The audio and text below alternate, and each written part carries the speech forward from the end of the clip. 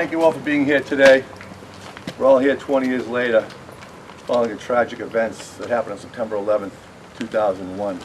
It was a beautiful day. We were just discussing this with somebody who was here. It was just like today. A beautiful sunny day in the 70s, Tuesday.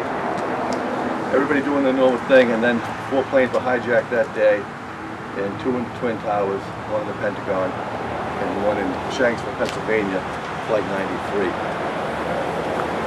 On that day, many made the ultimate sacrifice, losing their lives to try to help others.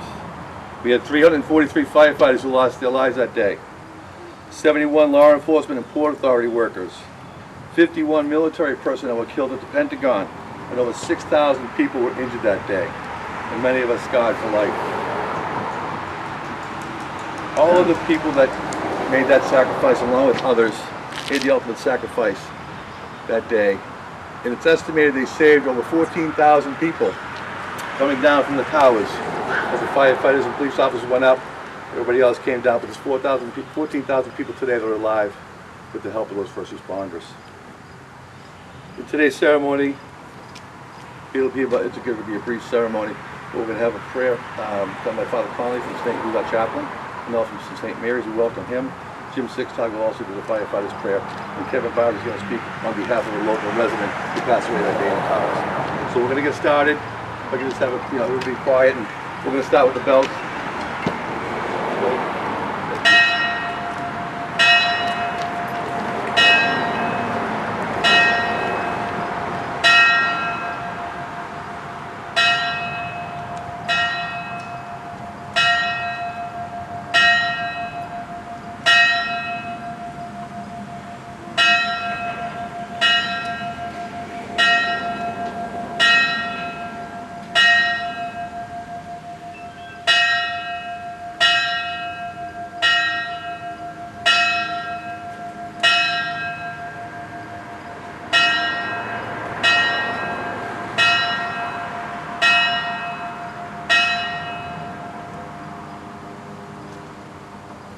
Lower the flag to half-mast.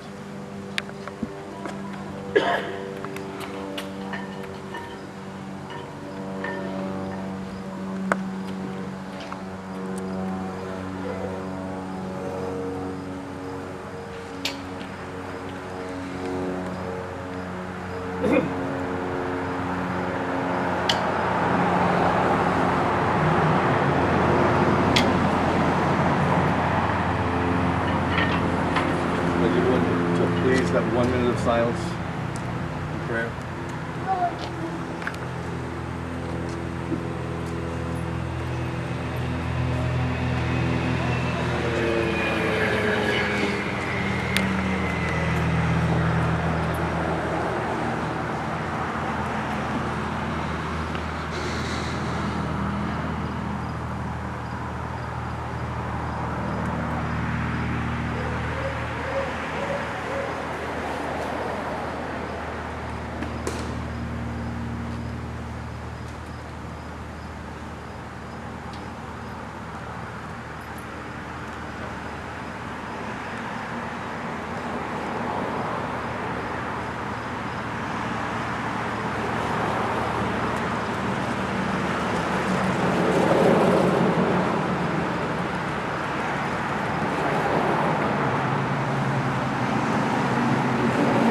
Father Connolly, St. Mary's Parish. We bow our heads in prayer. Almighty and ever-living God, we remember September 11, 2001, and pray for all those who were affected by the terrible events of that day. We remember with love and respect all those who went tragically to their deaths. We remember those who still suffer from their injuries of that day 20 years ago, and pray for their recovery. We remember the still grieving families and friends, and all who lost loved ones. Gracious Lord, continue to console them in the hope that all who trust in you will find peace and rest in your eternal kingdom. Bless them with your presence, and surround us all with your love. God of peace, bless all those defending and protecting our country and its ideals of freedom and liberty. May your kingdom of justice and of peace reign, and may the earth be filled with your glory. Amen. Amen. Jim Stigstaga, for the firefighter's prayer. When I'm called to duty, whenever the flames may rage, give me the strength to save a life, whatever be its age. Help me embrace a little child before it's too late, or save an older person from the horror of that fate. Enable me to be alert and hear the weakest shout, and quickly and effectively put the fire out.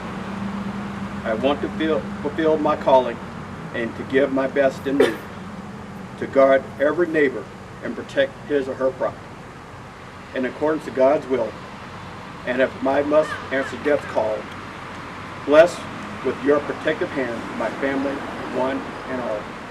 Amen. Love the bells, hear the bells, thank you.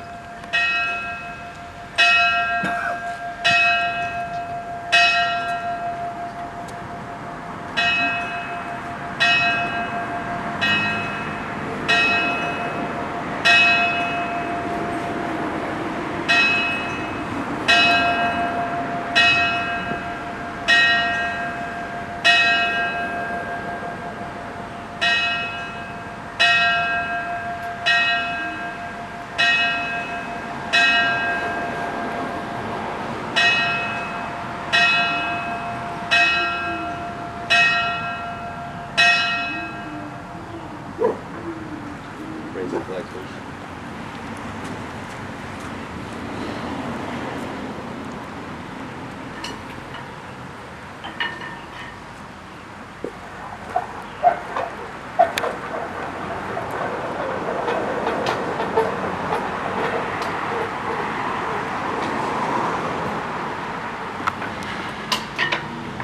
We lost one of our own, Scituate resident Stephen Roach. To speak on behalf of his close family friend Kevin Barbary and his niece Martha.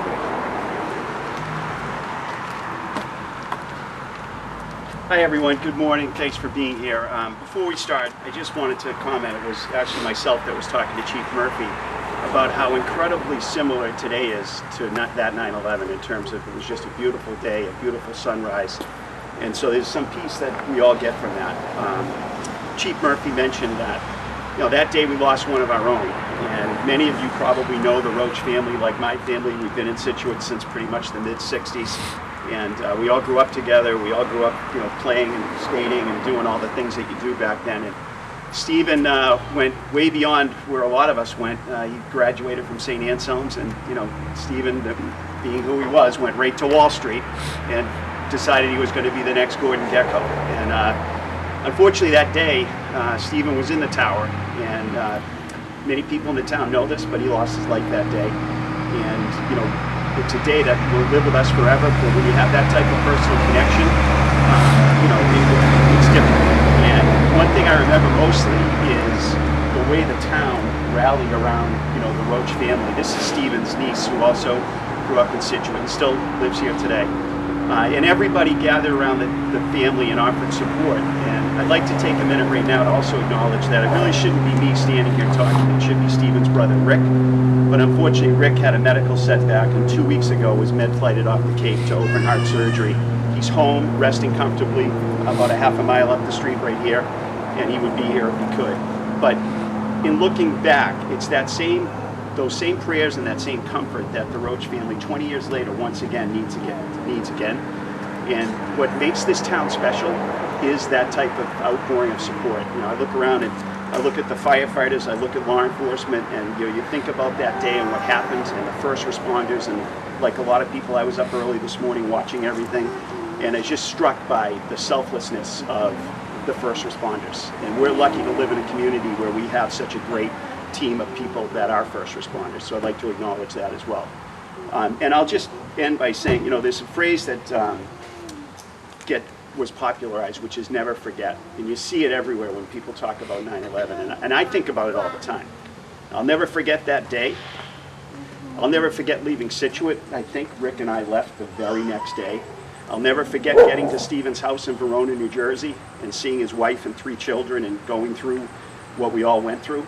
I'll never forget coming back on the Amtrak train and arriving at Williamsburg Lane and seeing the candlelight vigil that the town held for Stephen. I'll never forget St. Mary's Church, packed beyond belief, and the people that came out.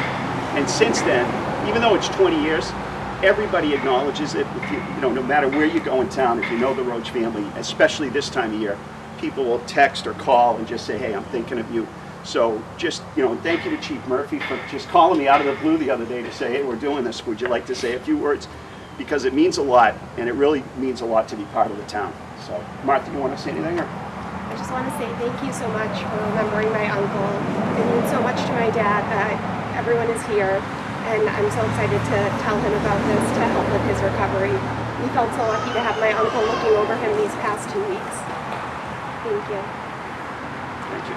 And we also, the ball field on Beaver Dam Road, the top of the hill where the tracks are, you'll see the big four-leaf clover there on Stephen Road. That field has been dedicated to Stephen shortly after 9/11 with the help of family and friends. And, never forget, as Kevin mentioned, we all are here to never forget. We vowed that 20 years ago.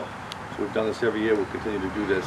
We thank everyone for being here today. It's special for all of us, especially those who are working then. We invite you to stay and have some refreshments and just talk about, hopefully good things, but remembering that tragic day. Thank you all.